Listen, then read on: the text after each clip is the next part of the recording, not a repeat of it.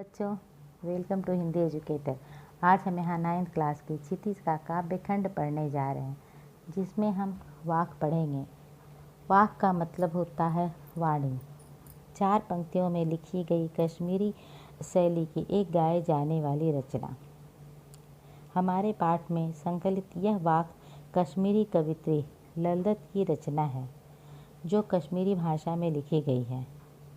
यह वाक भक्ति काल की है। इसमें ईश्वर प्राप्ति के लिए व्यर्थ प्रयास, बाह्य आडंबरों का विरोध, भेदभाव का विरोध एवं ईश्वर की सर्वव्यापकता का बोध है। इसके आगे हम काव्यांश का भावार्थ पढ़ने जा रहे हैं। रस्सी कच्चे धागे की खींच रही मैं नाव, जाने कब सुन मेरी पुकार, करे दे भव सागर पार।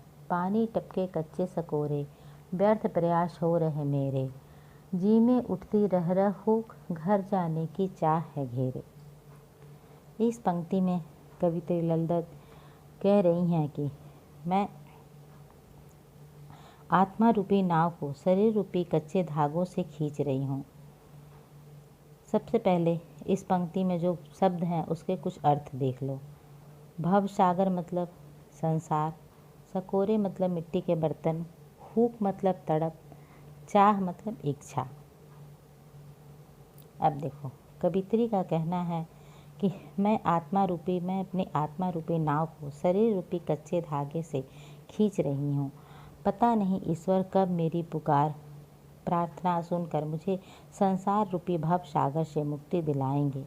मेरे सारे प्रयत्न, सारी कोशिशें ऐसे व्यर्थ हो रही हैं जैसे मिट्टी के कच्चे पात्र पर पानी पड़ते ही वे टूट जाते हैं। मिट्टी के बर्तन से पानी का टपकना। कवित्री के मन में रह रहकर एक तड़प उठती है। उसके मन में इस नश्वर संसार को छोड़कर प्रभु के पास जाने की इच्छा हो रही है। अब हम इस काव्यांश पर आधारित कुछ प्रश्न देख लेते हैं। पहला प्रश्न है कवि और कविता का नाम। दूसरा, भव सागर पार करने के लिए कवित्री ने क्या आवश्यक माना है। चलो पहला का पहले देख लो। कवि और कविता का नाम लिखें। कवित्री का नाम क्या है? ललदत। कविता का नाम वाक।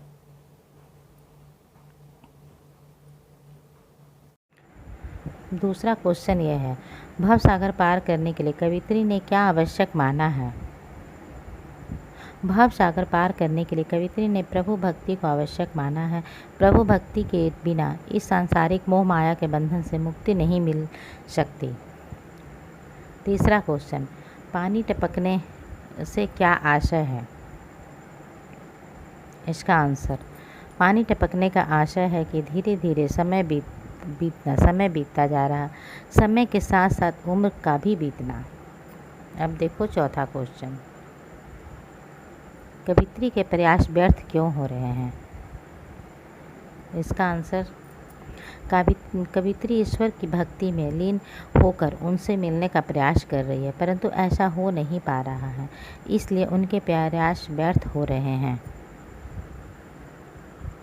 पांचवा क्वेश्चन, कवित्री के मन में हुक क्यों उठ रही है तथा वह कहाँ जाना चाहती है। ईश्वर से नहीं मिल पाने के कारण कवित्री के मन में हुक उठती है। वह इस संसार को छोड़कर प्रभु के चरण में जाना चाहती है। अब इस कविता की दूसरी पंक्ति, खा खा कर कुछ पाएगा नहीं, न खाकर बनेगा अहंकारी, सम खा तभी होगा संभावी, खुलेगी सांकल बंद द्वार की। इस पंक्ति में कवित्री ललदत कहती हैं कि हे मनुष्य, तू सांसारिक भोग करने की लालसा में लिप्त रहेगा तो तुझे कुछ भी नहीं मिलने वाला है, और अगर सारे भोग उपभोग का त्याग करके सन्यासी बन जाएगा तब तुम्हारे अंदर अहंकार आ जाएगा। इसलिए तू अपनी इंद्रियों पर नियंत्रण रख और सभी को एक समान दृष्टि से देख, तभी तेरे अंदर समानता की भावना जागृत होगी। भेदभाव की भावना न रहने से बंद द्वार की सांकल यानी जंजीर, सांकल मतलब जंजीर, सांकल खुलेगी और ईश्वर से मिलना संभव होगा। तुझे प्रभु के दर्शन भी होंगे।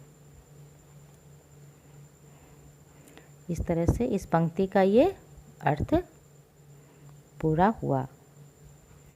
बच्चों, अब इस काव्यांश पर आधारित कुछ क्वेश्चन देख लो। पहला, खा खा कर कुछ पाए कुछ ना पाएगा से क्या अभिप्राय है? खा खा कर कुछ ना पाएगा से अभिप्राय है कि मनुष्य यदि अपनी आवश्यकताओं की पूर्ति में लिप्त रहकर अपनी इंद्रियों का भरण पोषण करता रहेगा तो ईश्वर भक्ति नहीं कर पाएगा और उसे इस संसार से कुछ भी नहीं मिलेगा। अब दूसरा क्वेश्चन, मनुष्य समभावी कब बनेगा? जाति धर्म की भावना से ऊपर उठकर इन बंधनों को तोड़ने से मनुष्य में समानता की भावना विकसित होगी और मनुष्य समभावी बनेगा। तीसरा क्वेश्चन, सम खा तभी होगा समभावी में कौन सा अलंकार है? इसमें अनुप्रास अलंकार है। तुम लोगों को पता है अनुप्रास अलंकार की परिभाषा, जिसमें एक वर्ण का उपयोग बार बार होता है, तो इसमें स म का प्रयोग बार बार हुआ है, इसलिए ये अनुप्रास अलंकार है। तो बच्चों, आज इस वीडियो में यहाँ तक ही। अगली पंक्ति के लिए हम नेक्स्ट वीडियो में मिलेंगे। अगर तुम्हें अच्छा लगा हो तो लाइक, शेयर एंड सब्सक्राइब करना। Thank you.